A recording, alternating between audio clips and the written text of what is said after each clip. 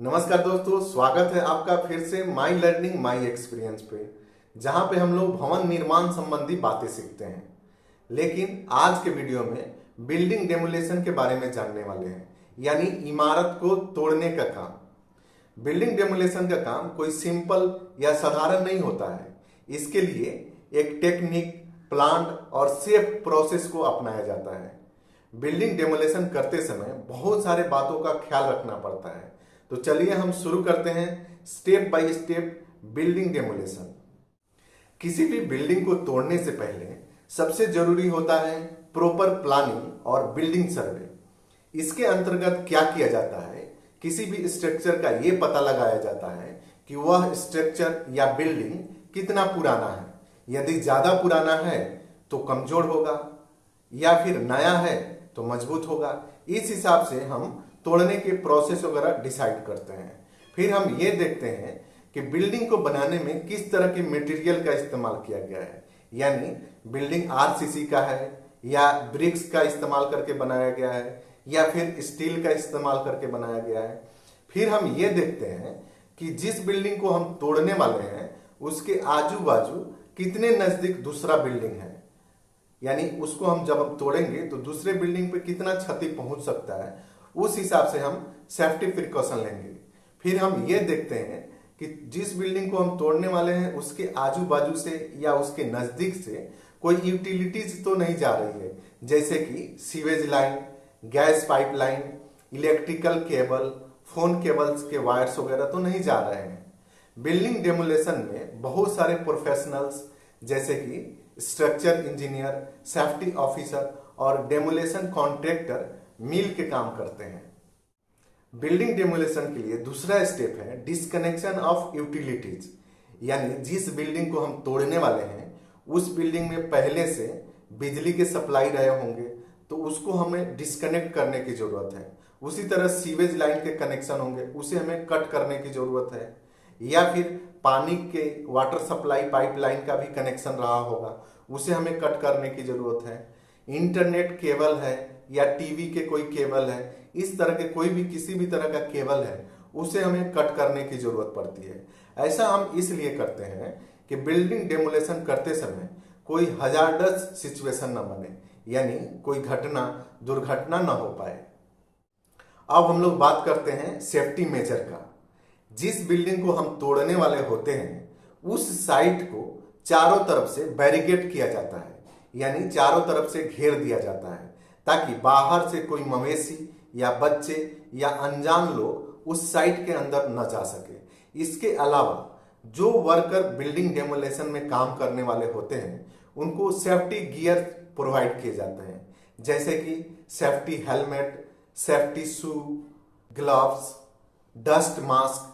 इसके अलावा आग बुझाने की भी व्यवस्था रहती है। साथ ही साथ फर्स्ट एड की व्यवस्था रहती है, यानी किसी को कट गया, छिल गया या थोड़ा बहुत चोट लग गया तो उसे तत्काल ट्रीटमेंट दिया जा सके।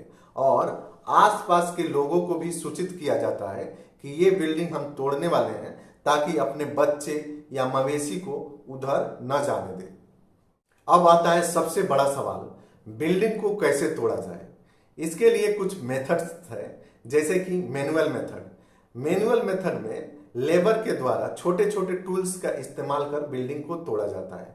यह जनरली सिंगल स्टोरी बिल्डिंग के लिए अपनाया जाता है। दूसरा मेथड होता है मैकेनिकल मेथड। मैकेनिकल मेथड में जेसीबी, एक्सकेवेटर या बुलडोजर का इस्तेमाल करके बिल्डिंग को तोड़ने का काम किया जाता है। तीसरा मेथड होता है एक्सप्लोशन मेथड। इस मेथड में बिल्डिंग के अंदर ब्लास्ट किया जाता है और बिल्डिंग को गिराया जाता है। चौथा मेथड होता है हाई रिच आर्म डेमोलेशन। इस मेथड में हाई राइज बिल्डिंगों के बाजू में एक टावर बना दिए जाते हैं और ऊपर से धीरे धीरे उसे तोड़ा जाता है। कोई भी मेथड अपनाने से पहले बिल्डिंग की हाइट, लोकेशन और सेफ्टी को जरूर ध्यान रखा जाता है। बिल्डिंग डेमोलेशन करते समय इसके सही सीक्वेंस को फॉलो करना बहुत ज्यादा जरूरी होता है।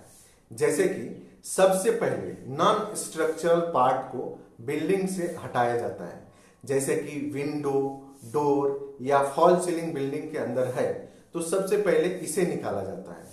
दूसरे नंबर पे जो ब्रिक वर्क हुए हैं, ब्रिक्स का अगर इस्तेमाल हुआ है तो ब्रिक्स वर्क को तोड़ा जाता है। उसके बाद स्लैब को तोड़ा जाता है और लास्ट में कॉलम और बीम को तोड़ा जाता है। उसी तरह उसके बाद प्लिन बीम को तोड़ा जाता है और सबसे अंत में फाउंडेशन को तोड़ा जाता है।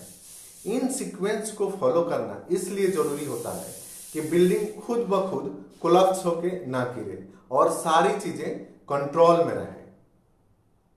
बिल्डिंग डेमोलेशन के बाद काम खत्म नहीं हो जाता है। उसके बाद डेब्री रिमूवल यानी कि साइट की सफाई, जैसे कि टूटे हुए कंक्रीट, ब्रिक्स, लकड़ी, स्टील, इन सबको सेग्रीगेट किए जाते हैं। कुछ चीजें को रिसाइकल किए जाते हैं यानी दोबारा इस्तेमाल किया जाता है, जैसे कि स्टील, ब्रिक्स और कंक्रीट एग्रीगेट। बाकी मटेरियल को फिलिंग में इस्तेमाल किए जाते हैं।